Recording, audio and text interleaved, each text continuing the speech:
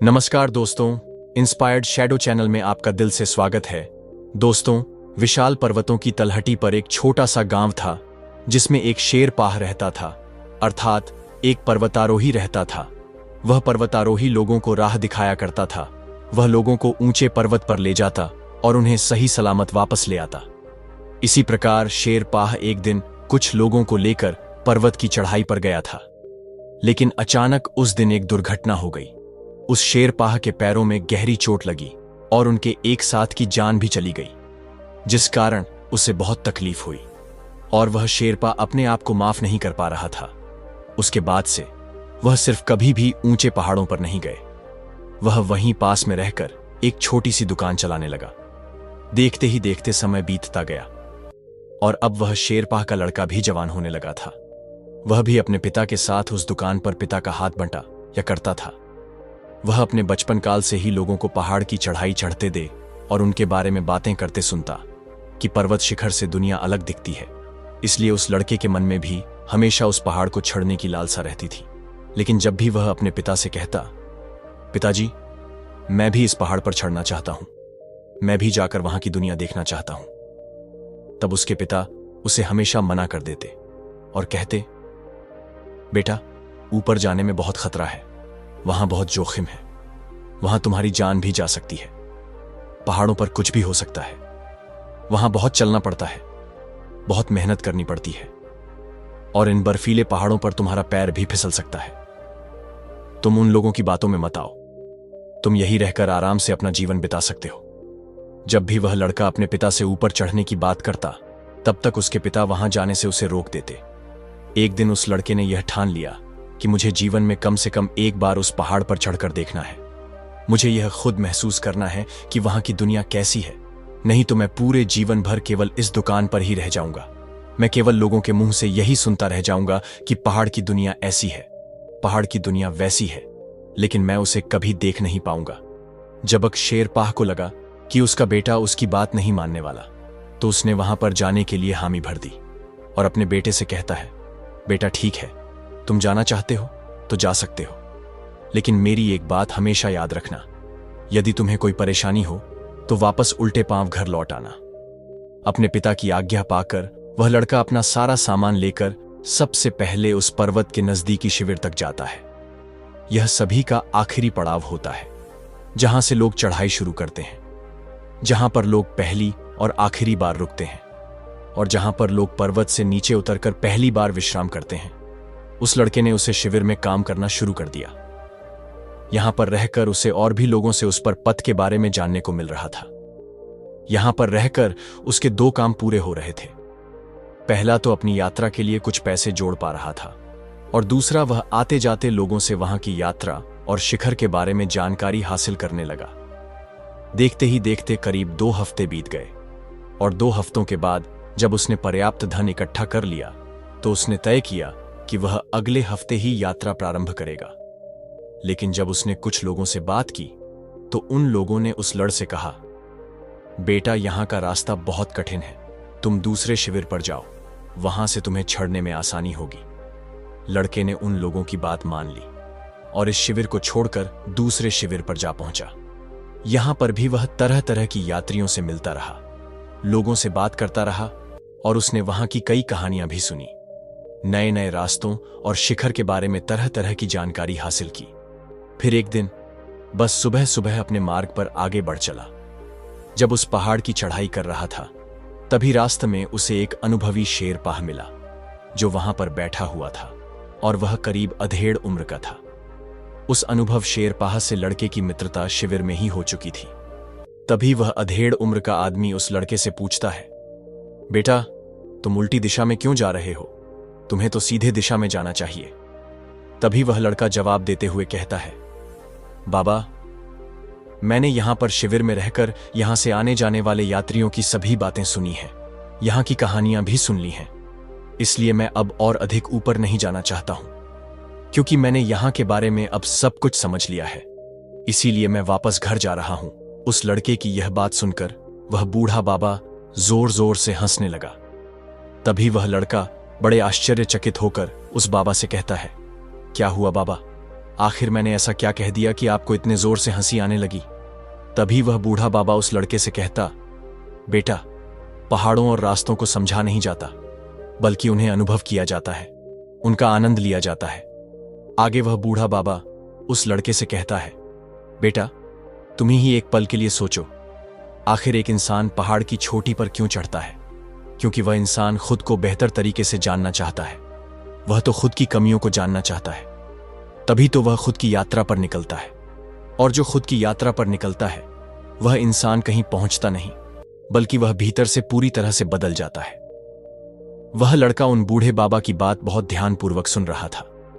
तभी वह बूढ़े बाबा उस तरीके से कहते, बेटा, यह यात्रा किसी भी इंसान के लिए बहुत महत्वपूर्ण होती है, लेकिन इंसान इस यात्रा में 2 गलतियां करता है। पहली गलती यात्रा शुरू ना करना और दूसरी यात्रा खत्म ना करना। आगे वह बूढ़ा बाबा उस लड़के से कहता है, बेटा, मैं तुमको कई दिनों से देख रहा हूं। शुरू में तुम बहुत उत्सुक थे, बहुत उत्साही थे, लेकिन अब तुम्हारे अंदर वो उत्सुकता नजर नहीं आता। आखिर तुम्हारे भीतर का वह उत्साह कहां गया? तुम इतने उत्साह के साथ इस पर्वत पर चढ़ाई करने आए थे, लेकिन आज देखो तुम वापस घर क्यों जा रहे हो? क्या कोई बात है? क्या कोई ऐसी बात है जो तुम्हें यह करने से रोक रही है? उन बूढ़े बाबा की आवाज सुनकर वह लड़का भावुक हो गया। उसकी आंखों से आंसू बहने लगे। वह उस बूढ़े बाबा से कहता है, बाबा, मेरे पिताजी भी एक शेरपा हैं। वह पहले लोगों को इस पहाड़ पर ले जाया करते थे और उन्हें सही सलामत वापस भी लाया करते थे। लेकिन एक दिन एक दुर्घटना घट गई।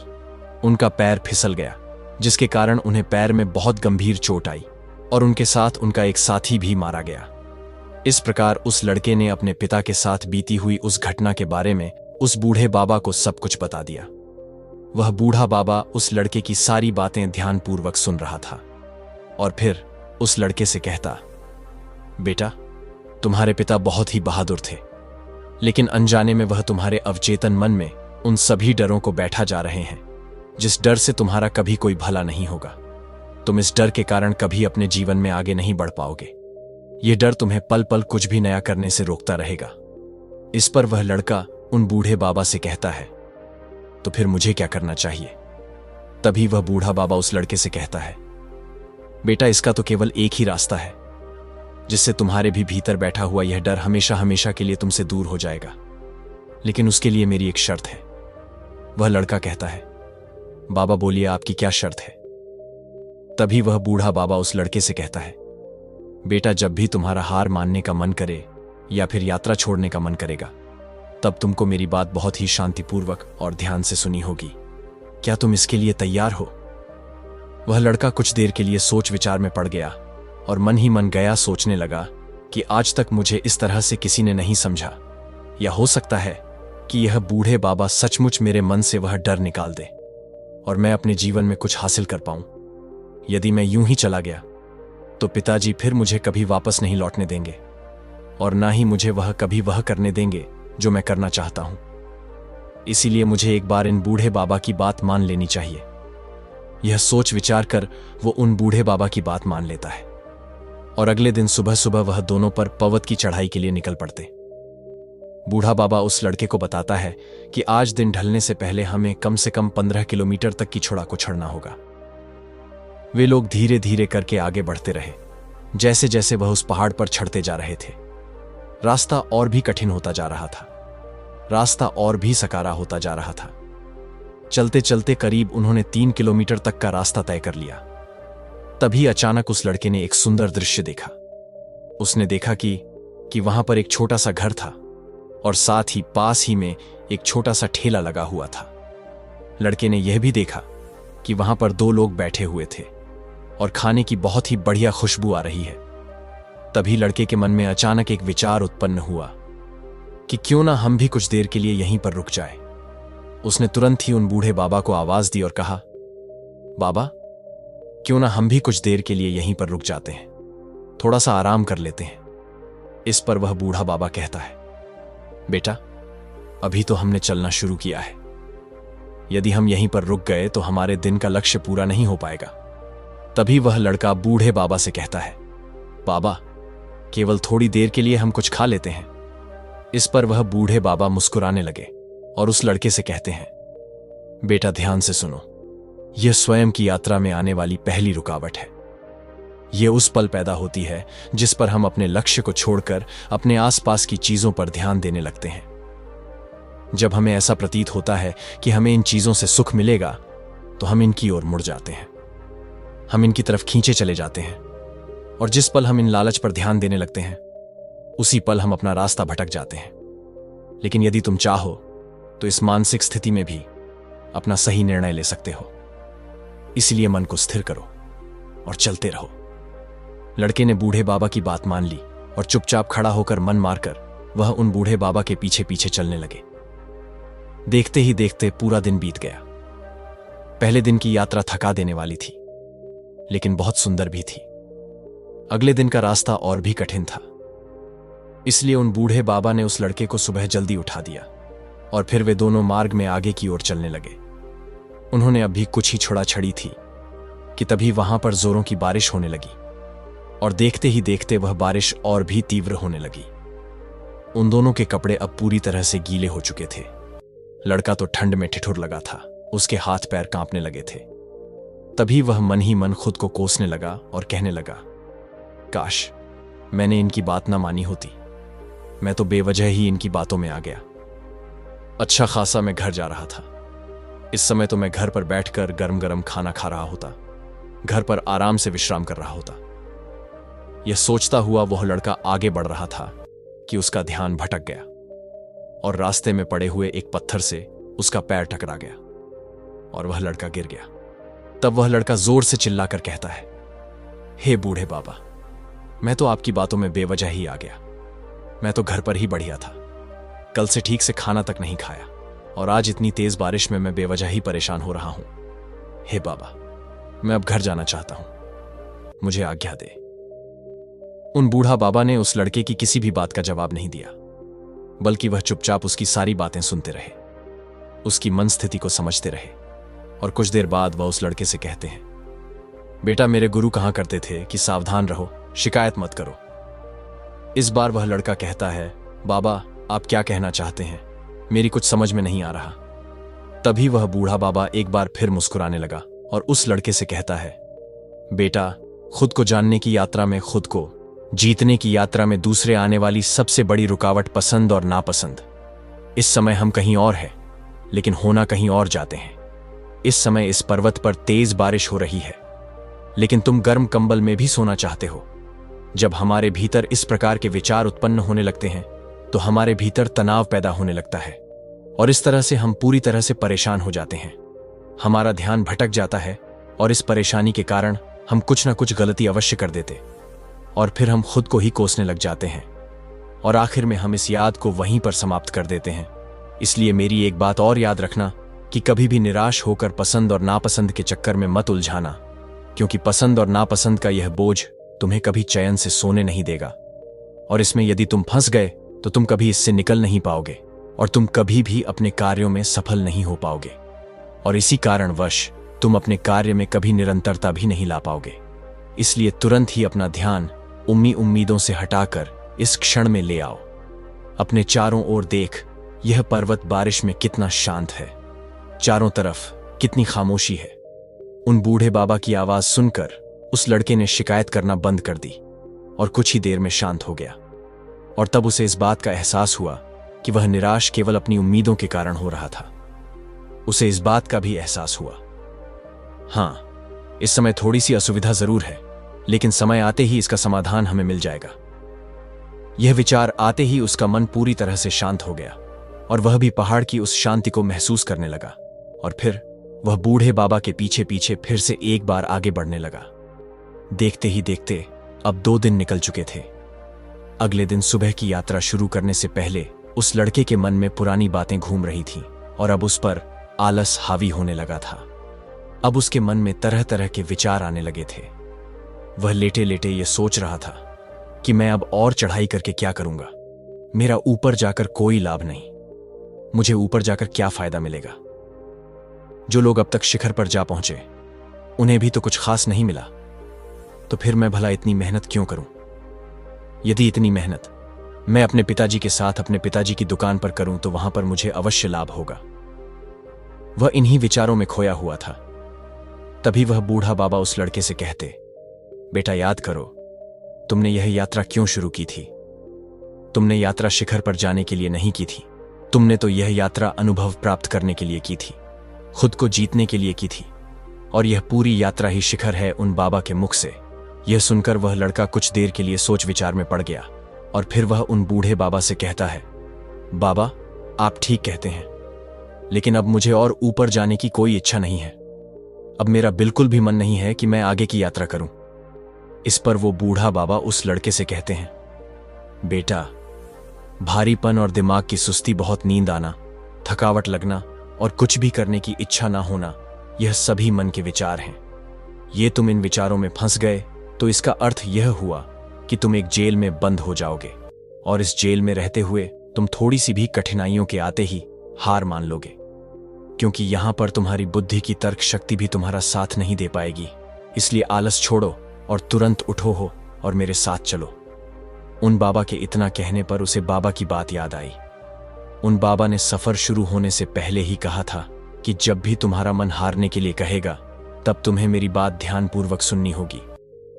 लड़के को अपना वादा याद आ गया। वह तुरंत ही उठ खड़ा हुआ और दोनों ने अपना सफर फिर एक बार प्रारंभ किया। देखते ही देखते शाम का वक्त हो चुका था और शाम के वक्त लड़के को उस पर्वत पर कुछ ऐसे लोग मिले जिनकी तैयारियां उनसे कहीं ज्यादा आधुनिक थीं। उनके पास आधुनिक उपकरण थे। ये देखकर अब लड़का मन ही मन सोचने लगा, इनके पास तो इतने आधुनिक उपकरण हैं, ये तो अवश्य ही इस पहाड़ की छड़ा को छड़ लेंगे, लेकिन मेरे पास तो कुछ भी नहीं है। यदि मैं असफल हो गया तो मेरे पिताजी क्या कहेंगे? इस प्रकार के विचार आते ही वह एक बार फिर से निराश हो गया और एक जगह पर खड़ा होकर वह उन्हीं के बारे में सोचने लगा। यह देखकर बाबा उस लड़के से कहते हैं, बेटा, यही आखिरी पड़ाव है। ऐसी मानसिक स्थिति में हमारे ऊपर संदेह हावी हो जाता है। हमारे भीतर तरह तरह के सवाल पैदा होने लगते। क्या मैं यह कर पाऊंगा? यदि यह मुझसे नहीं हुआ, यदि मैं असफल हो गया, लोग क्या कहेंगे? ऐसी स्थिति में आते ही हमारी यात्रा धीमी होने लगती है और हम खुद पर संदेह करने लगते और हम यह भूल जाते हैं कि हमारा लक्ष्य क्या है। हमारा सारा ध्यान केवल अपनी कमियों पर चला जाता है। ऐसी अवस्था में तुम कभी भी अपने लक्ष्य को प्राप्त नहीं कर पाओगे। इसलिए मेरी एक बात और याद रखना कि तुमने यह यात्रा बेहतर इंसान बनने के लिए की थी, खुद को बेहतर रूप से जानने के लिए की थी। संदेश तुम पर हावी ना हो, इसलिए खुद को बीते हुए कल से झांको और देखो कि क्या तुम कल से बेहतर हुए हो या नहीं। बूढ़ा बाबा उस लड़के से कहता है, तुम्हें बस खुद को जीतना है। हर दिन रात केवल यही सोचो कि आज मैंने कल से बेहतर क्या किया। मैं कल को बेहतर बनाने के लिए एक छोटी सी चीज क्या कर सकता हूं। हर दिन की अपनी छोटी से छोटी जीत को याद करो। बस तुम्हें इतना ही तो करना है। जब तुम अपना ध्यान अपनी जीत में बदलोगे तो तुम्हारे भीतर का वह संदेह खुद ही खत्म हो जाएगा। उन बूढ़े बाबा की बात उस लड़के ने ध्यानपूर्वक सुनी और उसके बाद उसका मन धीरे धीरे पूरी तरह से शांत हो गया। उसे ऐसा लगने लगा कि मानो वह बहुत हल्का महसूस कर रहा है। उसके मन का सारा बोझ अब पूरी तरह से हटा लिया गया। वह उन्होंने बाबा के पीछे धीरे धीरे एक बार फिर से आगे बढ़ने लगा। वे दोनों एक साथ आगे बढ़ते जा रहे थे। वे दोनों एक दूसरे को अपनी कहानियां सुना रहे थे और इस बीच रास्ते में कई रुकावटें भी आई, जिस दौरान वह बूढ़े बाबा उस लड़के को सतर्क करते और वह लड़का खुद ब खुद सचेत हो जाता। चलते चलते अब वह पूरी तरह से खुद पर यकीन करने लगा था। अब उसे धीरे धीरे इस बात का एहसास हो रहा था कि बढ़ना और रुकना उसके अंतर्मन से ही प्रकट हो रहा था और यदि उन पर ध्यान ना दिया जाए तो मन में वह बड़ा रूप ले लेती है। धीरे धीरे वह उन पर काबू पाने लगा था और अब उस लड़के को यह एहसास होने लगा था कि वह मन पर काबू पाना सीख चुका है। उसने अपने मन को जीत लिया है। अब किसी भी कार्य को कर सकता है। वह किसी भी कार्य में सफल हो सकता है। इस यात्रा के बाद वह पिता की सही में मदद कर सकता है। अब वह बूढ़े बाबा और वह लड़का लगातार यात्रा में आगे बढ़ रहे थे और कई दिनों की यात्रा के बाद आखिरकार वे दोनों शिखर पर जा पहुंचे। शिखर पर पहुंचकर उस लड़के ने वहां पर असीम शांति का अनुभव किया।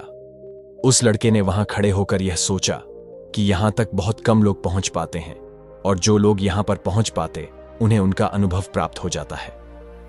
इस दौरान उस लड़के के चेहरे पर एक गहरी मुस्कान थी। उस शिखर पर खड़े होकर उसे जीत का एहसास हो रहा था। उसका सीना चौड़ा हो चुका था। वहां खड़े होकर अपने सफर के बारे में सोचने लगा कि कितनी बार उसने अपनी मानसिक स्थिति का सामना किया और आगे बढ़ा और यहां तक पहुंच गया। और उसे यह भी एहसास हुआ कि जितनी बार उसने अपनी मानसिक स्थिति का सामना किया, अपने मन को काबू में किया, वह उतनी ही बार उठ खड़ा हुआ। तब उसके मन में एक विचार आया और सोचने लगता है कि बाबा सही कहते हैं कि पूरी यात्रा में कई शिखर है। बूढ़े बाबा को धन्यवाद कहने के लिए जब वह लड़का पीछे मुड़ा तो वहां पर कोई नहीं था। उसने यहां वहां देखा, उसने आवाज लगाई, लेकिन कोई भी उसकी आवाज पर आगे नहीं आया। अचानक उसकी नजर अपने बैग पर पड़ी और उस बैग में एक पत्र रखा हुआ था जिसमें यह लिखा था, बधाई हो बेटा, तुमने अपने सभी डरों को पार कर लिए और तुमने खुद को जानने की यात्रा पूरी कर ली। और साथ ही तुमने इस बात का भी अनुभव कर लिया कि रास्ते में आने वाली रुकावट का सामना उनके सामने घुटने टेक कर नहीं, बल्कि उन्हें पार करके किया जाता है। जैसे सुख का प्रलोभन, निराशा पसंद नापसंद शरीर और मस्तिष्क की सुस्ती, संदेह, इन सब को पार करके आखिरकार तुम अपने शिखर तक पहुंच गए। आगे उन बूढ़े बाबा ने लिखा था, बेटा हमें हमेशा अपने मन के प्रति सचेत रहना चाहिए, जिससे रुकावटें बड़ी होने से पहले ही हम उसे हल कर सके। ऐसे ही जीवन की यात्रा करते रहो जिससे तुम भी एक दिन किसी को स्वयं की यात्रा पर ले जा सके। दोस्तों, उम्मीद है कि वीडियो पसंद आई होगी। अगर अच्छी लगी हो तो वीडियो को एक लाइक और इंस्पायर्ड शैडो चैनल को सब्सक्राइब भी कर लीजिए। मिलते हैं अगले वीडियो में, तब तक के लिए आपका बहुत बहुत धन्यवाद।